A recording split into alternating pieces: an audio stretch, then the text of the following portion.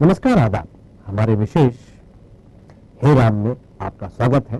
मैं हूं रिजवान अहमद सिद्दीकी। राष्ट्रपिता महात्मा गांधी की 68वीं पुण्यतिथि पर आज पूरा देश बापू को याद कर रहा है। देश की आजादी में बापू के योगदान को याद कर उन्हें श्रद्धांजलि अर्पित की गई। राष्ट्रपति प्रणब मुखर्जी, प्रधानमंत्री नरेंद्र मोदी समाधि स्थल पर पहुंचे और राजघाट पर जाकर उन्हें श्रद्धा सुमन अर्पित किए। इस मौके पर वहां कांग्रेस अध्यक्ष सोनिया गांधी भी मौजूद, वहीं कांग्रेस के उपाध्यक्ष राहुल गांधी और रोहित को इंसाफ दिलाने हैदराबाद धरने पर बैठ गए। देश में फैली अराजकता कहीं भी कम नहीं दिख रही है। देश का दिल कही जाने वाली दिल्ली इन दिनों कचरे के ढेर में तब्दील हो गई है।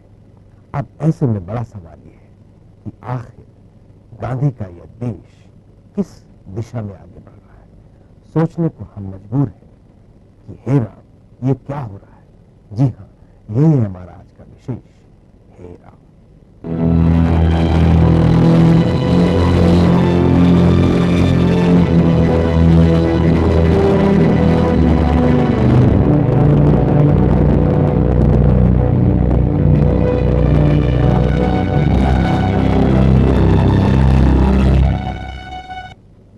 इस विषय पर हम अपने मेहमानों से चर्चा करेंगे, लेकिन इससे पहले देखिए हमारी ये विशेष रिपोर्ट। राष्ट्रपिता महात्मा गांधी की 68वीं पुण्यतिथि पर आज पूरा देश बापू को याद कर रहा है। देश की आजादी में बापू के योगदान को याद कर उन्हें श्रद्धांजलि अर्पित की गई।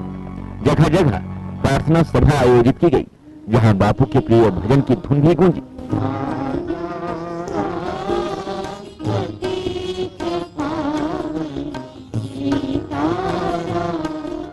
राष्ट्रपति प्रणब मुखर्जी और प्रधानमंत्री नरेंद्र मोदी ने बापू की समाधि स्थल राजघाट जाकर श्रद्धा सुमन अर्पित किए।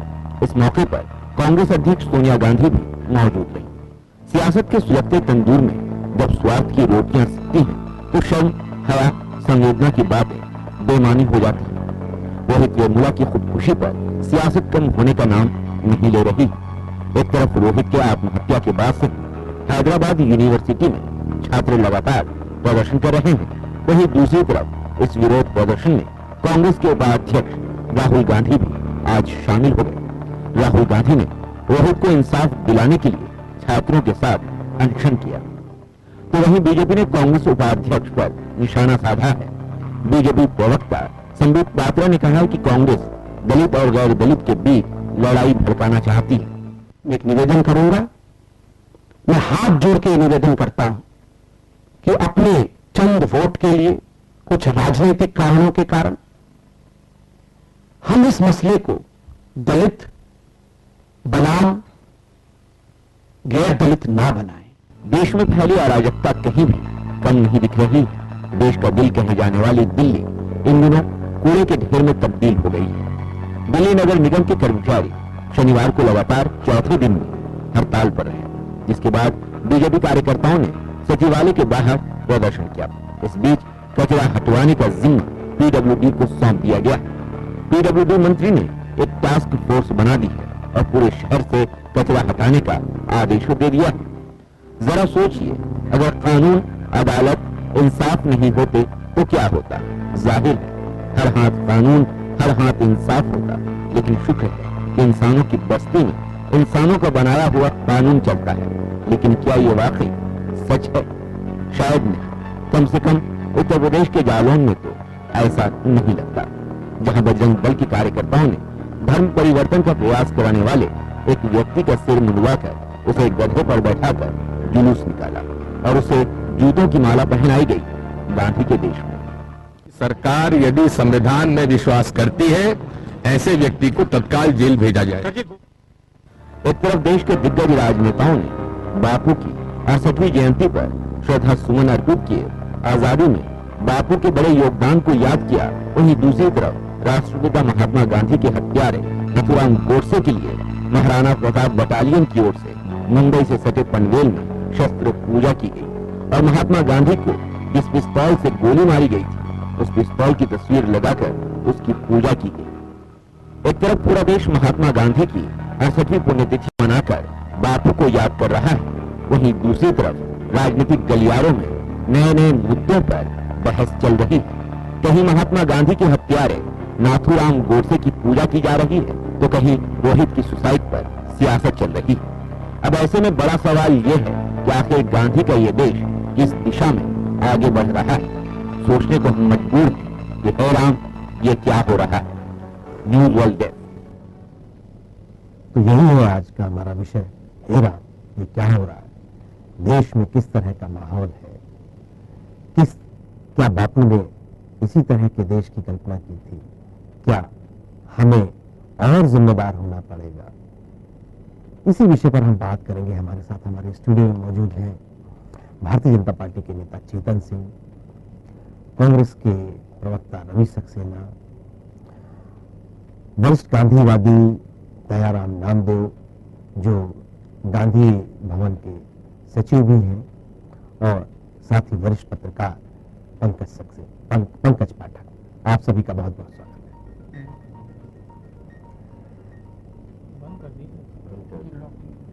पंकज जी, आपसे ही मैं शुरुआत करता हूं, उसको समझना चाहता हूं कि गांधी जी की शहादत को बहुत बरस बीत गए हैं। हम हर बरस याद करते हैं, मौन भी रखते हैं, कुछ संकल्प भी लेते हैं और फिर आगे बढ़ जाते हैं।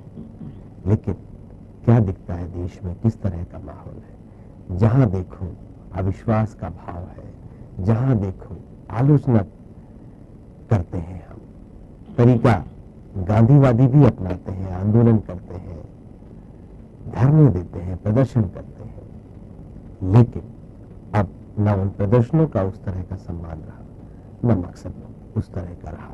अब तो दिल्ली में पूरी सड़कों पर कचरा ही फेंक दिया गया। तो ये क्या हालात है, क्या इसी तरह के आंदोलन की हमारी सोच थी, या इसी तरह से देश को आगे ले जाया जा सकता है? इसमें कोई संदेह नहीं है कि भारत में जो न्यूनतम कानून का शासन होना चाहिए उसका पर्याप्त अभाव है। सरकारें चाहे किसी की भी रही हो, इससे कोई मतलब नहीं है। मतलब इस बात का है कि किस प्रकार से प्रजातंत्र का दुरुपयोग करना, किस प्रकार से नियम और कानूनों की धज्जियां उड़ाना, और किस प्रकार से गांधी और गांधी के बाद के जितने भी कांग्रेस के आइकॉन रहे हैं उन पे कब्जा जमाना। एक जमाना था कि जब गांधी जी पे कब्जा कांग्रेस का रहा, और एक जमाना यह है कि आखिरकार भारतीय जनता पार्टी को भी कांग्रेस जो गांधी जी का विरोध करते थे गांधी के समर्थन में आके खड़े हो गए। उसके बाद सुभाष चंद्र बोस, उसके बाद सरदार पटेल, उसके बाद पंडित मदन मोहन मालवीय, और अब सुनने में आ रहा है कि हरियाणा में चूंकि पंजाब में चूंकि चुनाव है तो लाला लाजपत राय। तो ये एक अच्छी बात है कि हमारे राष्ट्रीय आंदोलन में जो लोग, जो महापुरुष शामिल रहे हैं, उनको सभी पार्टियां स्वीकार करती हैं और उनके आदर्शों पर चलने की बात करती हैं। लेकिन माइंड इट, वो आदर्शों पर चलने की बात करती हैं, चलती नहीं है। अब जहां तक गांधी जी का सवाल है, गांधी जी के जो सिद्धांत थे, गांधी जी के जो आदर्श थे, और गांधी जी ने जो एक मार्गदर्शक बातें बताई थी, इसका मतलब यह है कि उसके कोई आचरण उस पर नहीं किया जा रहा है। अब कुछ अरसे से देखा जा रहा है कि जो कुछ कट्टरपंथी हिंदूवादी ताकतें हैं वो नाथूराम गोडसे के प्रति भक्ति का प्रदर्शन कर रही हैं। मेरा कहना यह है कि कोई भी सरकार इनको पकड़ के जेल में क्यों नहीं डाल देती। अगर ऐसा नहीं होता है तो भारत में कानून का शासन नहीं है। जब हम उनको, भले ही कांग्रेस हो, कम्युनिस्टों की बात मैं नहीं कर रहा हूँ, भले ही कांग्रेस हो या भारतीय जनता पार्टी हो, जब दोनों ही गांधी जी को समान रूप से स्वीकार करते हैं तो वो कैसे इस चीज को देख सकते हैं, जबकि वे रोहित वेमुला जैसी घटनाएं, ये घटना बहुत दुर्भाग्यपूर्ण, कोई भी आत्महत्या की घटना भले ही किसी कारण से हो, वो अत्यंत दुर्भाग्यपूर्ण है। और जिन परिस्थितियों में वेमुला को आत्महत्या करना पड़ा, वो भी एक निश्चित रूप से जांच का विषय है। तो इस पर जांच होना चाहिए कि क्या कारण है कि इस मामले के बाद में सबको मालूम है कि वो घटना क्यों हुई। जाहिर है कि 5 लोगों के ऊपर आरोप लगा एबीवीपी कार्यकर्ता के ऊपर हमला करने का, उसके बाद उनको सस्पेंड किया गया, उसके बाद रोहित ने आत्महत्या कर ली, उसके बाद बाकी उसके 4 साथियों रोहित पर हम पंकज जी काफी पहले भी काफी चर्चा कर चुके हैं। जी। आज तो हम आज के माहौल पर चर्चा करेंगे। देश में हर जगह विश्वास है एक दूसरे पर। अभी संबित पात्रा दिख रहे हैं हमारी स्क्रीन पर, हाथ जोड़ रहे थे कि हाथ जोड़कर कहता हूं कि विभाजन मत करो, और ये इस तरह के विभाजन तो लंबे समय से हम देख रहे हैं। अभी वो कह रहे थे कि वोट के लिए कम से कम ऐसा भाई मैं वही बात कह रहा हूं, पार्टी वोट को छोड़ नहीं रही कोई। मैं वही बात कह रहा हूं कि जब उन 4 बच्चों का निलंबन वापस लिया गया, उसके बाद वाइस चांसलर हैदराबाद केंद्रीय विश्वविद्यालय के जो वाइस चांसलर है अप्पा राव वो चले गए, उसके बाद doctor Vipin Srivastava vice chancellor है वो छुट्टी पे चले गए, उसके बाद अब तीसरे व्यक्ति वाइस चांसलर का काम देख रहे हैं। तो ये जो परिस्थितियां है वो ये भीषण अराजकता की स्थितियां हैं। बिल्कुल। और उसके और राहुल गांधी वहां पर राजनीतिक रोटियां सेक रहे हैं, कोई नैतिक जवाबदारी लेने को तैयार नहीं। बिल्कुल जी। चेतन सिंह जी आप क्या कहेंगे? देखिए, हर व्यक्ति का अपना काम करने का तरीका होता है, उसका अपना कार्यकाल होता है, उस कार्यकाल के कार्य की समीक्षा उस वक्त के जो लोग रहते हैं उसके कार्यों का आकलन करते हैं, और हिंदुस्तान में सबको अपनी बात रखने का, कहने का सबको आज़ादी मिली है।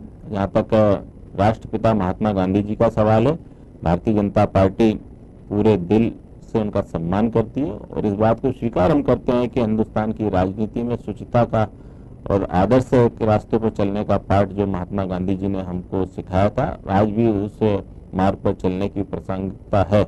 लेकिन जिस प्रकार का दृश्य अनेक संगठनों के माध्यम से समय समय पर देखने को मिलता है, तो ये उनकी अपनी विचारधारा हो सकती है जिस पर वो चल रहे हैं, लेकिन भारतीय जनता पार्टी और हमारी सरकार महात्मा गांधी जी के बताए हुए आदर्शों पर, सिद्धांतों पर, ऐसी विचारधाराओं पर सख्ती क्यों नहीं है? ऐसी विचारधाराओं पर कोई रोक क्यों नहीं है? होना चाहिए ना, बिल्कुल होना चाहिए। क्यों नहीं? जहाँ भी कानून का उल्लंघन होता है, जहाँ भी राष्ट्र के धाराओं का उल्लंघन होता है, जहाँ एक हत्यारे को और उसकी हथियार को महिमामंडित किया जाता है, वहाँ क्यों कानून सख्ती नहीं कर रहा? देखिए रिजवान भाई, इस हिंदुस्तान में बहुत कुछ ऐसा होता है जिस पर कानून को सख्ती करना चाहिए, और वास्तव में अगर कानून इस हिंदुस्तान में बात तो सुनते नहीं है। जी। जिस दिन हिंदुस्तान में कानून अपना काम ईमानदारी के साथ करने लगेगा, चाहे देश हो चाहे प्रदेश हो, उस दिन ये सारी चीजें अपने आप स्वतः बंद हो जाएंगी। हिंदुस्तान का दुर्भाग्य यही है कि राजनीतिक कारणों से लेकर के आज दिन तक हिंदुस्तान में कानून ने अपने सारी धाराओं का पालन नहीं किया, और यही कारण है कि हिंदुस्तान में तमाम जगहों पर समय समय पर अराजकता की स्थिति निर्मित होती है, और इस अराजकता को मिटाने के लिए कानून के रखवाले जो लोग हैं उनको पूरी कड़ाई के साथ इस बात का संदेश देना चाहिए कि कानून के साथ अगर किसी ने भी मजाक किया तो कानून वो काम करेगा जिससे कि हिंदुस्तान में आने वाले लोगों को एक सबक मिले कि इस तरह का कृत्य अगर हम में से किसी ने किया तो शायद इसी प्रकार का परिणाम हमको भी देखने को मिलेगा। लेकिन मैं कह सकता हूं कि राजनीति के कारण शायद हिंदुस्तान में कानून का उतनी सख्ती के साथ पालन नहीं हो पाता है।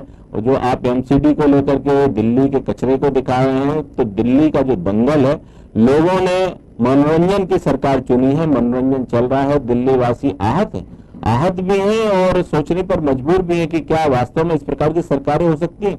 कोई कचरे की राजनीति कर रहा है, कोई सरकार के सामने सब्सिडी देने की राजनीति कर रहा है, कोई जाति की कर रहा है, कोई धर्म की कर रहा है, कोई अलगाववाद की कर रहा है, कोई किसी प्रकार की कर रहा है। कुल मिलाकर के अगर चारों ओर हम दृष्टि घुमा करके देखें तो सारे तरफ से हमको ये देखने को मिलेगा कि पहली प्राथमिकता हमारी ये है कि हमारा वोट बैंक कैसे सुरक्षित रहेगा, हमारा वोट बैंक कैसे बढ़ेगा। देश कहीं भी चलेगा लेकिन मेरा वोट बैंक सुरक्षित रहना चाहिए। देश हो चाहे प्रदेश हो, विभाजन की रेखाएं रवि सक्सेना जी से भी पूछते हैं। रवि सक्सेना आप क्या कहेंगे? ये जो चेतन बात कर रहे हैं, मुझे लगता है कि ये बगुला भगत वाली बात है, और गिरगिट किस तरह से रंग बदलता है, तो सबकी बात कर रहे हैं, अपनी बात किसान धर्म की राजनीति मैं कई तरह की बात पे आ रहा हूँ। ये अत्यंत दुर्भाग्यपूर्ण है कि महात्मा गांधी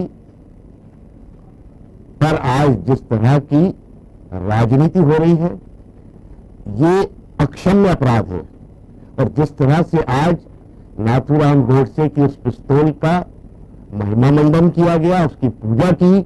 मैं समझता हूं कि तुरंत ऐसे लोगों को जेल के सीखचों के अंदर होना चाहिए।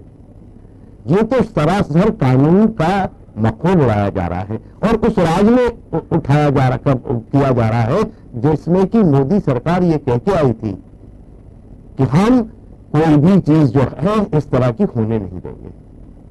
लगातार ऐसे लोगों को संरक्षण मिल रहा है, ऐसे लोगों को वरदहस्त प्राप्त हो रहा है। आप देख ले, जितने भी ऐसे अतिवादी लोग हैं जो सांप्रदायिक भावनाओं को भड़का रहे हैं, उनको लगातार ये सरकार संरक्षण प्रदान कर रही है, उन पर किसी तरह की कार्रवाई नहीं की जा रही है, इसीलिए उनके हौसले बढ़ते जा रहे हैं। और ये अराजकता का जो पूरे देश के अंदर माहौल बना है, उसके लिए ये सरकार की अकर्मण्यता पूरी तरह से दोषी है, ये मेरा आपके चैनल पर कहना है, पहली बात। दूसरी बात, आज जिस तरह से राहुल गांधी जी गए हैं और उन्होंने दोबारा जाकर वहां पर राजनीति कर रहे हैं, हवा दे रहे हैं, कहना हो सकता है कि राजनीति हो। वो पहली बार गए थे जी, माननीय प्रधानमंत्री महोदय ने घरवाली आंसू बहाए और वापस चले आए। क्यों नहीं कार्रवाई की? क्यों नहीं वीसी को बर्खास्त किया गया? क्यों नहीं वहां पर जो छात्र थे उनको वापस उनका निलंबन समाप्त करके उनको वापस लिया गया? जो दलित छात्र थे उनके साथ न्याय क्यों नहीं किया गया? क्यों इस तरह के आप समाज के अंदर खाई बांट रहे हैं? वो संबित पात्रा हाथ जोड़ के बात कर रहे हैं, मैं उनसे पूछना चाहता हूं आपके चैनल के माध्यम से, क्योंकि आपने दिखाया है उनको कि संबित पात्रा जी, आपने तो जिंदगी भर अंग्रेजों के जमाने से लेकर आज तक केवल और केवल अलगाववादी राजनीति के अलावा आपने किया क्या है? अक़लियत और हिंदुओं के बीच में आपने क्या किया है? बिल्कुल बिल्कुल, आपने बाबरी मस्जिद के साथ क्या किया है? मैं लौटूंगा रवि जी आपके पास, फिर लौटूंगा। इस तरह के सवाल, इस तरह की बातें संबित पात्रा जी ना करें तो बेहतर है। रवि जी मैं फिर लौटूंगा, आईना देखना पड़ेगा कि क्या फर्क है। फिर लौटूंगा रवि जी, एक बार फिर लौटूंगा आपके पास। लेकिन अब हम चूंकि राष्ट्रपिता की बात कर रहे हैं, महात्मा गांधी की बात कर रहे हैं, तो हमारे साथ दयाराम नामदेव जी भी हैं जो गांधीवादी हैं, वरिष्ठ गांधीवादी हैं। उनसे ही समझते हैं कि दयाराम जी, बापू के इस देश में क्या हो रहा है, किस तरह से आप देख रहे हैं, और गांधीवाद वास्तविक तौर पर है क्या? माननीय, मैं इस देश के नागरिकों से और आप सभी मित्रों से जो हमारे साथ बैठे हैं निवेदन करना चाहता हूं कि आज जो हमारी कथनी और करनी में जो फर्क हुआ है, हम दिखते कुछ और हैं कुछ और, ये हमारी बड़ा खतरनाक होता जा रहा है। हमने जितने महापुरुषों के चेहरों को चुनाव में लेकर के हम प्रचार करते हैं या पार्टी के सामने उनको दिखाते हैं, ये हमने नागरिकों को भरमा करके और वोट प्राप्त करके सत्ता में ही पहुंचने की बात करते हैं। हमारा जो जीवन संस्कार होना चाहिए, हमारी जो संस्कृति थी, उन सारे मूल्यों को हमने ऐसे खो दिया है राजनीति में पहुंच करके। हम बात कुछ करेंगे, करते कुछ और हैं। पीछे पीछे ऐसे लोग हैं जो देश को खोखला करने में लगे हुए हैं। मेरा सवाल आपकी गांधीवाद पर था। जी, जहाँ तक गांधीवाद का सवाल है, गांधी को किसी ने समझा ही नहीं। गांधी के जाने के बाद जितने लोग थे वो तत्वदर्शी और गांधी के मानने वाले जितने लोग थे, वो पीढ़ी धीरे धीरे समाप्त हो गई है। उनका ये प्रभाव रहा है, उनके प्रभाव मंडल की वजह से लगातार 60 के दशक तक इस देश की जो परिशुद्ध राजनीति चली है, जो जनता के बीच में लोगों ने काम किया है, वो सारी नीयत समाप्त हो गई है। आप देखिए उस समय के कितने लोगों के ऊपर ऐसे भ्रष्टाचार के केस लगाए गए 60 तक की राजनीति में। बड़े साफ शुद्ध लोग थे, समाज की सेवा के लिए आए थे। गांधी जी ने कहा था कि कांग्रेस छोड़ दो। मान लो कांग्रेस लोगों ने नहीं छोड़ी, पार्टी बनाए रहे, लेकिन गांधी के प्रति निष्ठा उनकी रही। गांधी ने कहा कि कांग्रेस छोड़ करके जितने कार्यकर्ता, जितने साथी हैं, वो गांव में बैठेंगे, लोक सेवक की हैसियत से बैठेंगे, वहां का ऐसा वातावरण बनाएंगे कि जो मानवीय वातावरण होगा, परस्पर विद्वेष का वातावरण नहीं होगा, गांव का सर्वांगीण विकास होगा। आज की स्थिति आप देख रहे हैं, 2 हिस्सों में देश बटा हुआ है, इंडिया है, एक भारत है। हम ये सारे विकास के नाम पर क्या करने जा रहे हैं? सारा देश उजाड़ेंगे क्या? अभी ये स्मार्ट सिटी की बात करते हैं, स्मार्ट सिटी क्या है? स्मार्ट सिटी बने बनाए पूरे पैकेज को, पूरे क्षेत्र को बिगाड़ेंगे और दूसरे लोगों को उससे लाभ पहुंचाएंगे। रामदेव जी, मेरा आपसे सवाल, जी हाँ जी, एक सवाल मेरा आपसे और है कि ये जिस तरह से बापू के हत्यारों का महिमा हो रहा है, वो उस पिस्तल का भी की भी पूजा कर रहे हैं लोग, ये जो हो रहा है देश में जो अराजक वातावरण होता जा रहा है एक दूसरे पर, जैसे अभी संबित पात्रा बीजेपी के नेता भी कह रहे थे कि हाथ जोड़कर मैं कह रहा हूँ कि इस तरह की चीजें नहीं करो, कांग्रेस के लोग भी कह रहे हैं कि रात हम नहीं निभा रहे हैं। तो ये जो इस तरह की जो बातचीत है और राजनेता ही एक दूसरे पर इतने गंभीर आरोप लगाते हैं, उनको किसी दुश्मन की कोई आवश्यकता ही नहीं है। तो ये सारी चीजें जो वातावरण देश में है, इसको कैसे देखें? नहीं, हमारा आपसे निवेदन ये है कि ये जो दुश्मनों को पनाह दे रहे हैं, ये कल के दिन उनके ही दुश्मन होंगे। ये इतनी उनको गंभीरता पूर्वक सोचना चाहिए। ये जब ज्यादा संकुचित हो जाएंगे तो अपने पद पैसा के और सम्मान के लिए इनको भी खत्म करेंगे। उनका कोई विवेक नहीं होता है, हत्यारे का कोई विवेक नहीं होता है, वो विवेक शून्य होता है। उसके सामने ना कोई राजनीति है, ना कोई विचार है, ना कोई सिद्धांत है। वो तो सिर्फ ये गोली की ही भाषा जानता है। ये जो महिमा मंडित किया जा रहा है, ये देश के हित में नहीं है, समाज के हित में नहीं है, मानवता के हित में नहीं है, किसी पार्टी के हित में नहीं है। ये अगर ऐसा होता रहेगा तो सारा मानव समाज कहाँ चला जाएगा? आज गांधी की जो प्रासंगिकता की जो बात आप करते हैं, आज सारी दुनिया गांधी के साहित्य को पढ़ती है, गांधी के विचार और आचरण को जीवन में ढालने की बात करते हैं हिंदुस्तान के बाहर के लोग। और जब हिंदुस्तान आता है दर्शन के लिए लोग बाग, जो पर्यटक जो लोग आते हैं, तो भारत में उतरते ही भारत को वंदन करते हैं और गांधी के साहित्य, गांधी के स्थान की बात करते हैं कि कहाँ मिलेगा। हम तो देखते हैं कि जहाँ जहाँ ये पर्यटन क्षेत्र है, गांधी के साहित्य को प्राथमिकता पूर्वक और साहित्य दुनिया के सारे यूनिवर्सिटियों में भारत ही उनको भूलता चला जा रहा है। ये रामदेव जी, मैं आपको यहाँ रोकना चाहूंगा। जी हाँ जी, बयान रामदेव जी, आप हमारे साथ जुड़े, रवि सक्सेना आप हमारे साथ जुड़े, चेतन सिंह आप हमारे साथ जुड़े, पंकज पाठक आप हमारे साथ जुड़े, आपका बहुत बहुत धन्यवाद। तो हे राम, ये कहे जाते हैं वो अंतिम शब्द है जब महात्मा गांधी की शहादत हुई। लेकिन महात्मा गांधी सिर्फ देश ही नहीं, पूरी दुनिया में उनका नाम है, सम्मान है, और उनकी वजह से हम भारतीयों को भी पूरी दुनिया में सम्मान मिलता है। उन्होंने जो सिद्धांत बताए उस पर चलने की कोशिश हम करते हैं, लेकिन जब कभी कोई उनके पिस्टल की पूजा करने लगे, वो पिस्टल जिसने उनकी जान दी थी, तो तकलीफ भी होती है। क्या हम देश में अपनी बात कहने के अधिकार को इस हद तक निम्न स्तर पर जाने देंगे, या एक दूसरे के खिलाफ इस तरह का जहर घोलेंगे, विश्वमन करेंगे? क्या गांधी ने कभी सोचा था कि उनका देश इस तरह और इस गति पर जाएगा, इस हाल में रहेगा? थोड़े से भी आपस में बिखराव को लेकर वो उपवास करने लगते थे। लेकिन क्या आज हम सबके अंदर जो एक गांधी है, उसके लिए क्या हम इस तरह का जो बिखराव है, अलगाव है, उसको लेकर एक दिन का उपवास नहीं कर सकते? क्या हम उस गांधीवाद को अपना नहीं सकते? क्या लोकतंत्र या भीड़तंत्र रह गया है हमारा देश? क्या हमें गांधी के उन सिद्धांतों से, जिसको पूरी दुनिया ने अपना लिया है, कुछ सबक लेना चाहिए? हमारे इस कार्यक्रम में बस इतना ही। न्यूज वर्ल्ड में खबरों का सिलसिला जारी रहेगा। कल हम फिर मिलेंगे एक नए मुद्दे के साथ। तब तक मुझे भी